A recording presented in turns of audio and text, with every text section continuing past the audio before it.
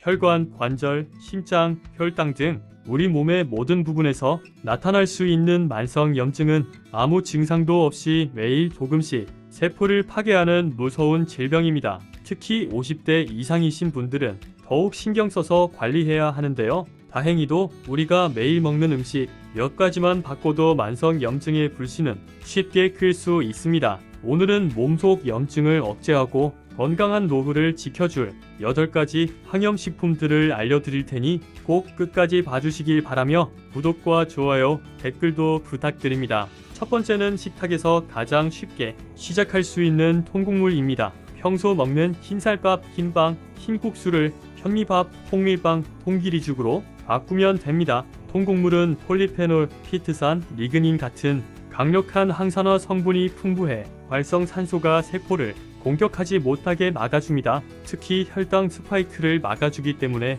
당뇨병 관리에도 좋습니다. 실제 미국 국제학회지 메디슨에 따르면 통곡물을 자주 먹는 사람은 염증 수치가 현저히 낮았습니다. 샐러드에 통곡물을 곁들이거나 아침 요거트에 귀리를 뿌려 먹으면 간편하게 섭취하기 좋습니다. 두 번째는 연어, 고등어, 참치 같은 기름 많은 생선입니다. 이 생선들에는 오메가3 지방산이 풍부해 염증성 물질의 생성을 억제하고 혈관 건강까지 지켜줍니다. 2021년 국제학술지 몰리큘스 연구에서는 당뇨 심혈관 질환 고위험군이 8주간 연어를 꾸준히 섭취한 결과 염증 수치가 뚝 떨어졌다고 합니다. 붉은 고기 대신 기름 많은 생선을 주 2-3회만 드셔도 충분하니 식단에 꼭 올려보시길 권합니다. 세 번째는 아몬드, 호두, 캐슈넛 같은 견과류입니다. 견과류의 핵심 성분인 비타민 E는 활성산소를 제거하고 동맥벽에 쌓인 염증까지 줄여줍니다. 식품의학 품안전처 자료에 따르면 볶은 아몬드 100g에 비타민 E 하루 권장량의 73%가 들어있습니다. 다만 주의할 점은 산패된 견과류는 오히려 몸에 해롭다는 것입니다. 직사광선을 피해서 밀폐하고 오래 보관할 땐 냉장이나 냉동을 할 것을 권장드립니다. 네 번째는 딸기, 블루베리, 라즈베리 같은 베리류입니다. 베리류 과일의 빨간색과 보라색에 든 안토시아닌이라는 성분이 강력한 항염 작용을 하는데요. 이 성분이 우리 몸속에서 사이토카인의 활성을 낮추고 비타민 C와 함께 조직 손상을 복구합니다. 베리류 과일 섭취 시 주의하셔야 할 점은 열에 약하다는 점입니다. 그래서 생으로 먹는 게 가장 좋지만 간편하게 먹고 싶을 때는 말린 형태로 섭취해도 무방합니다. 다섯 번째는 검은콩, 강낭콩, 완두콩 같은 콩과 식물입니다. 많은 분들이 콩을 단백질 공급원으로만 알고 계시지만 콩은 장내 환경을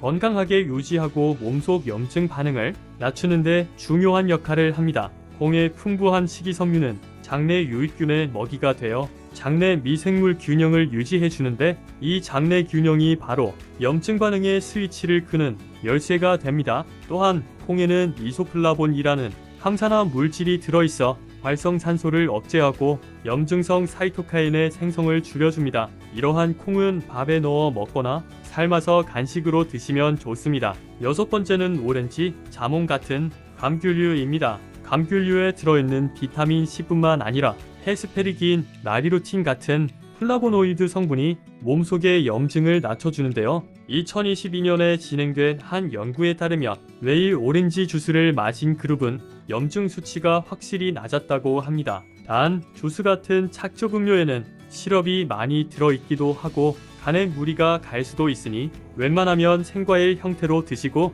주스를 마시려면 100% 과즙을 선택하는 것이 좋습니다. 일곱 번째는 시금치와 케일 같은 녹색 잎채소입니다. 이 채소들에는 비타민과 미네랄뿐만 아니라 루테인, 베타카로틴 같은 카로티노이드가 풍부하게 들어 있습니다. 이 성분들은 심혈관 질환 예방과 관절의 염증 반응을 줄이는 데 큰 도움이 됩니다. 특히 카로티노이드는 지용성 성분이라 올리브오일 같은 건강한 지방과 함께 먹으면 흡수율이 훨씬 높아집니다. 따라서 샐러드에 생잎채소를 듬뿍 담고 올리브오일을 살짝 두른 뒤 견과류나 감귤류를 곁들이면 영양 균형도 맞고 항염 효과도 극대화한 식단이 됩니다. 여덟 번째는 올리브오일입니다. 올리브오일은 지중해식 식단의 대표 식품으로 잘 알려져 있는데요. 올리브오일의 주성분인 올레산은 단일 불포화 지방산으로 나쁜 콜레스테롤 수치를 낮추고 좋은 콜레스테롤은 유지하면서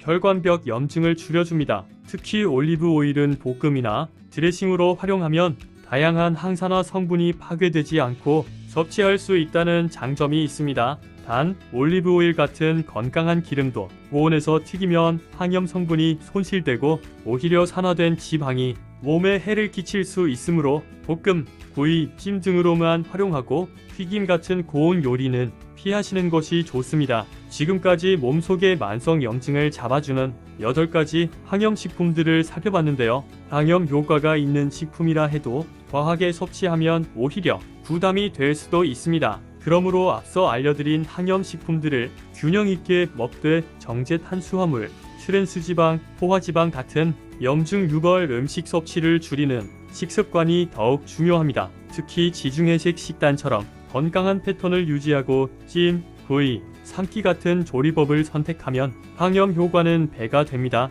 오늘 영상이 도움이 되셨다면 구독과 좋아요, 댓글 부탁드립니다. 그리고 주변 분들께도 공유해 주시면 감사하겠습니다.